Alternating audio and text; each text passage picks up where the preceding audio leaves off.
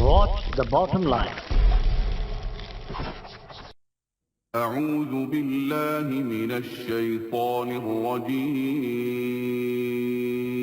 پناہ مانگتا ہوں میں اللہ کی شیطان مردود سے۔ بسم اللہ الرحمن الرحیم شروع اللہ کے نام سے جو بڑا مہربان نہایت رحم والا ہے۔ دا باٹم لائن کے ناظرین کرام السلام علیکم۔ ناظرین، ہم اپنی آج کی ویڈیو میں ایک مشہور و معروف صوفی بزرگ حضرت شاہ نعمت اللہ ولی رحمۃ اللہ علیہ کے بارے میں آپ سے چند گزارشات کریں گے۔ ناظرین، حضرت شاہ نعمت اللہ ولی زماؤ قدو کاملاں تھے۔ آپ غوث الاعظم حضرت شیخ عبد القادر جیلانی رحمۃ اللہ علیہ کی اولاد میں سے ہیں۔ آپ کے والد گرامی کا نام سید ابو بکر رحمۃ اللہ علیہ ہے۔ آپ کا نسب نامہ پدری حسب ذیل ہے۔ نعمت اللہ بن سید ابو بکر بن سید شاہ نور بن سید لیل بن سید جعفر بن سید محمد بن سید بہاؤالدین بن سید داؤد بن سید ابو العباس احمد بن سید موسیٰ بن سید علی بن سید محمد بن سید متقی بن سید سہل بن سید ابی سہل بن سید عبد الرزاق بن غوث الاعظم حضرت شیخ عبد القادر جیلانی رحمۃ اللہ علیہ۔ آپ کو تاج ترکی اور نعمت اللہ شاہی کے القابات سے بھی پکارا جاتا ہے۔ آپ کو علوم ظاہر و باطنی میں دستگاہ حاصل تھی۔ صرف و نحو، حدیث، فقہ، تفسیر میں اعلیٰ قابلیت رکھتے تھے۔ فارسی خاص شغف تھا۔ آپ نے سن 884 ہجری میں وفات پائی۔ مزار پر انوار دہکی میں واقع ہے۔ شیخ قطب الدین آپ کے ممتاز خلیفہ ہیں۔ ناظرین، آپ صاحب کرامت بزرگ ہیں۔ آپ پیکرو صبر و رضا تھے، متوکل باخدا تھے۔ آپ نے تشنہ گائے ماہ و وحدت کو شربت ہدایت سے سرشار کیا۔ آپ شاعر بھی تھے۔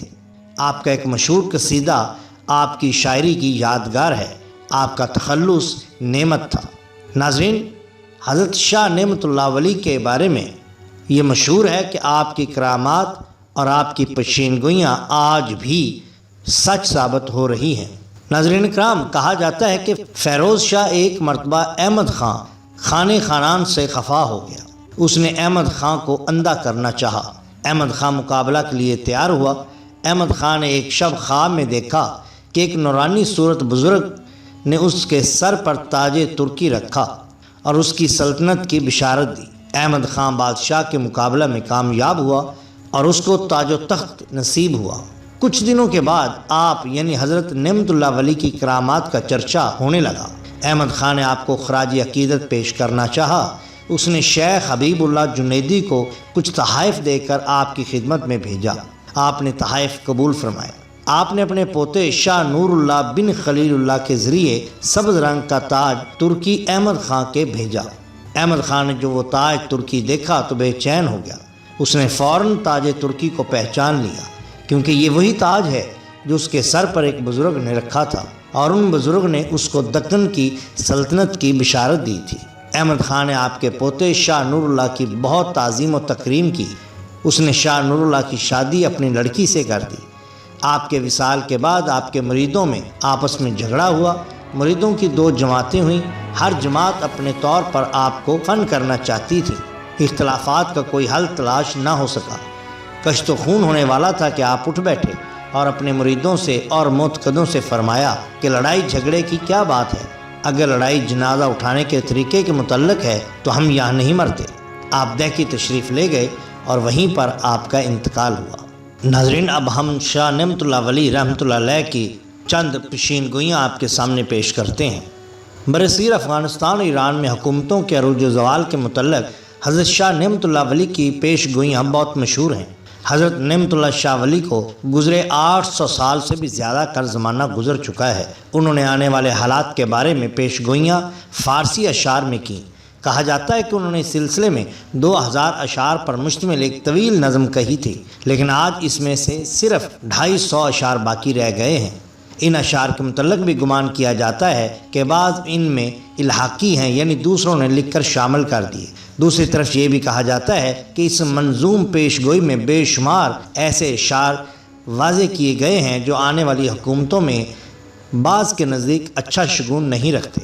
ناظرین، اسی سلسلے میں حضرت نعمت اللہ شاہ ولی نے ایک پیش گوئی ہندوستان اور پاکستان کے درمیان ایک زبردست جنگ کی تھی جو 6 ماہ تک لڑی جائے گی۔ اس دوران ابتدائی حملوں میں ہندوستان پاکستان کے بہت سے علاقوں پنجاب، لاہور، کشمیر، اٹک وغیرہ تک قابض ہوگا، لیکن پھر ترکی، چین، ایران اور افغانستان کی امدادی لشکر ٹڈی دل کی طرح آئیں گے۔ خصوصاً کابل سے بہت سے لوگ جہاد کے لیے آئیں گے اور کامیابی مسلمانوں کو ملے گی۔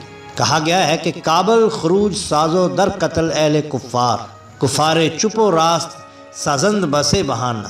مزید یہ کہ دریائے اٹک 3 بار کافروں کے خون سے بھرے گا۔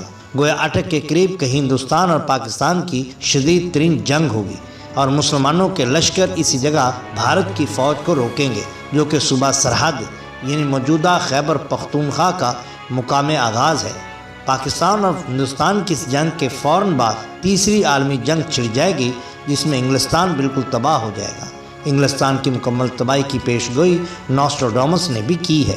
ناظرین اکرام، اگر آپ کو ہماری یہ ویڈیو پسند آئی ہو تو لائک کیجئے، سبسکرائب کیجئے ہمارے چینل دا باٹم لائن کو، تاکہ ہم آپ کے لیے اور بھی بہترین ویڈیوز لا سکیں۔ اپنے دوستوں کا بہت خیال رکھیے۔ اللہ اور اللہ کے رسول صلی اللہ علیہ وآلہ وسلم سے بہت محبت کیجئے۔ آپ کا بہت شکریہ۔ اللہ حافظ۔